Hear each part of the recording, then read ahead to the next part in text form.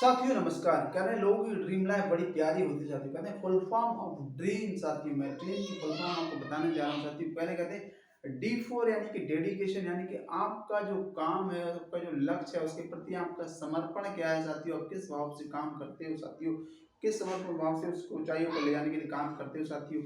यानी कि R4 होता है यानी कि रिस्पॉन्सिबिलिटी। आपकी उस काम के प्रति आपकी क्या जिम्मेदारी है साथियों, किस जिम्मेदारी से आप काम करते हो कि मेरा काम और ऊंचाइयों पर जाए और आगे बढ़े और ग्रोथ करे साथियों। उसी के साथ नेक्स्ट होता है साथियों E4 यानी कि एजुकेशन। यानी कि साथियों जीवन में अगर हमें आगे बढ़ना है और ऊंचाइयों पर जाना है तो कहीं ना कहीं साथियों हमको कुछ किताबें पढ़नी पड़ेगी, कुछ सीखना पड़ेगा, कोच रखना पड़ेगा साथियों, कोई ट्रेनिंग लेनी पड़ेगी। तो ये जीवन में कहीं ना कहीं अगर हमको आगे और आगे जाना है तो कहीं ना कहीं सीखना बहुत जरूरी है जीवन में साथियों। यानी कि साथियों A4 यानी कि होता है एटीट्यूड। एटीट्यूड हमारा लोगों के प्रति क्या एटीट्यूड है साथियों, उनके प्रति नजरिया क्या है। हमारे जो लोग हैं, हमारे साथ जो टीम काम कर रही है, उसके प्रति नजरिया क्या है साथियों। हम किस नजरिए से यानी कि हमारा स्वभाव अगर अच्छा है, यानी कि उनके प्रति पॉजिटिव है साथियों हमारा नजरिया, तो कहीं ना कहीं साथियों हमारी ग्रोथ होने के, हमारी कंपनी जो भी है उसका ग्रोथ होने के चांस कई गुना बढ़ जाएंगे साथियों।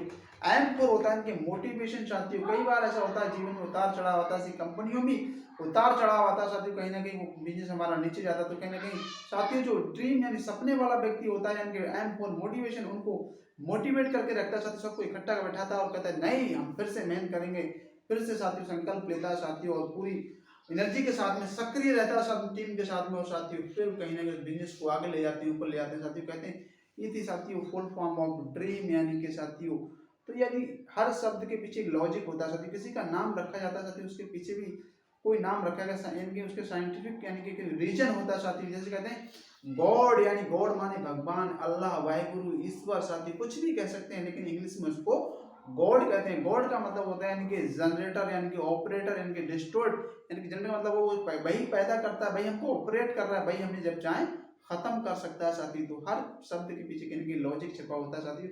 तो जो सपना बर्ड्स है यानी कि D4 ड्रीम साथियों, उसकी फुल फॉर्म ये थी साथियों। आपको कैसी लगी कमेंट में आप जरूर लिखे साथियों, और मैं किस पर और नई वीडियो बनाऊं साथियों ये भी कमेंट में जरूर लिखना ना भूलें साथियों, जिससे आप तक उस पर वीडियो बनाऊं, आपको पहुंचा सकूं साथियों।